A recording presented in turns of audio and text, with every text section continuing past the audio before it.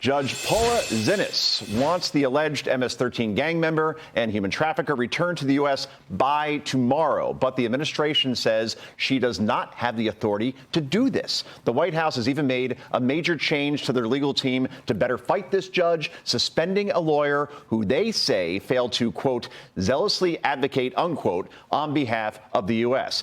At the same time, a ruling could be expected as early as this week from another Obama-appointed judge. James Boasberg is signaling that he will hold Trump administration officials in contempt of court for deporting hundreds of illegals to El Salvador's notorious mega prison. Wow, lots to unpack there. So, Katie, can you explain to me, and I know you're not Jonathan Turley, for example, but you've studied this long enough and have looked at this stuff long enough.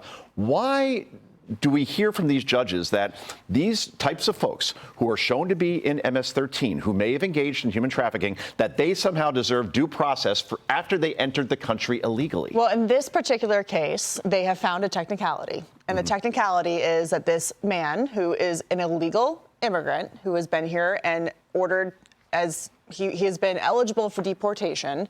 The technicality is that he wasn't allowed to be deported to El Salvador. Now he can be deported to other places. So is this guy going to come back to the United States and then be in ICE detention and they decide, okay, he's back, we're going to deport him somewhere else? That's probably what's going to happen here. So they're trying to find these little things that they can hang up this deportation process on and accuse the Trump administration of not doing their due diligence. And the narrative of this story at the beginning was they've deported a Maryland father. They implied that he was here illegally. They implied he was even a U.S. citizen.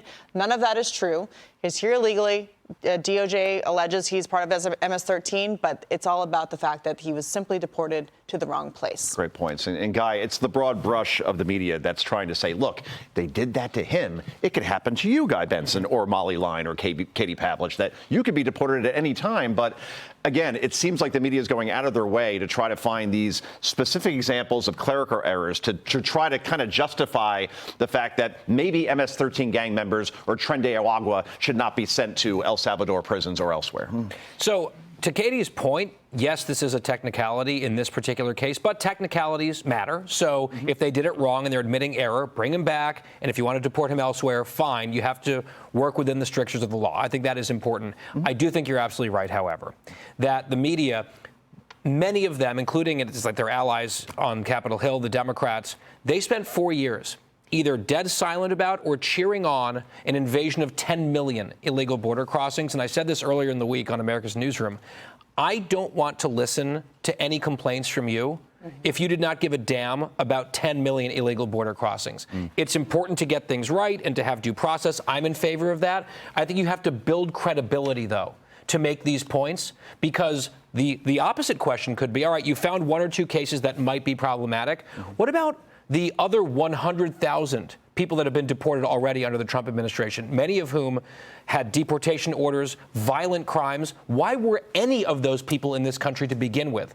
And those are not the tough questions that a lot of these people have been asking at all, and they should have been all along. So some of this stuff feels like politicized crocodile tears, and I say that as someone who supports due process. The credibility there is missing from so many journalists. And Molly, poll after poll shows that Americans support mass deportations, not just of gang members, but in general. If you're here illegally, well, it's time to go because you've exhausted resources in major American cities, social services, educational services, policing, for example, where we see budget cuts, and the people that are here legally are the ones suffering the most. Yeah, and we're seeing really a stream of releases from ICE all across the nation where they're taking people into custody and saying, look, this is a convicted drug dealer, drug trafficker pulled out of a neighborhood. They're being deported.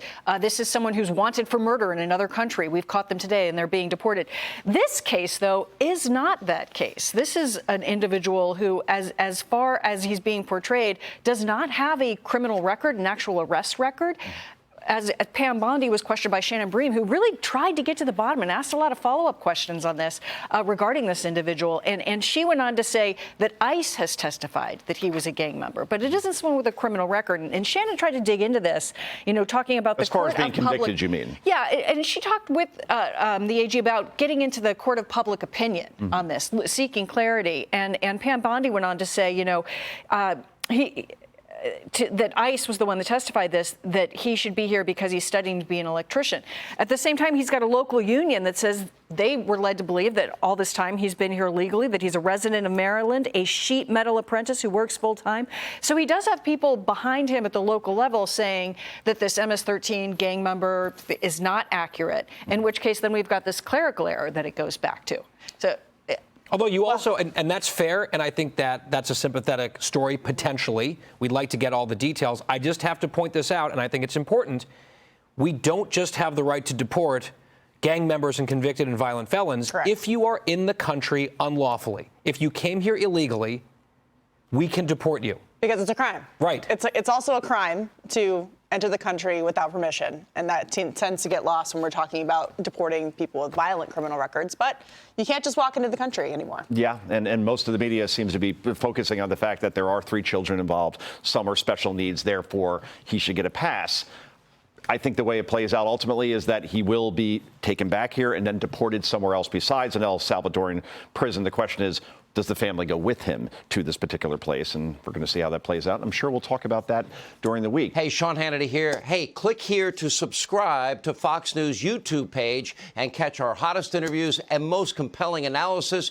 You will not get it anywhere else.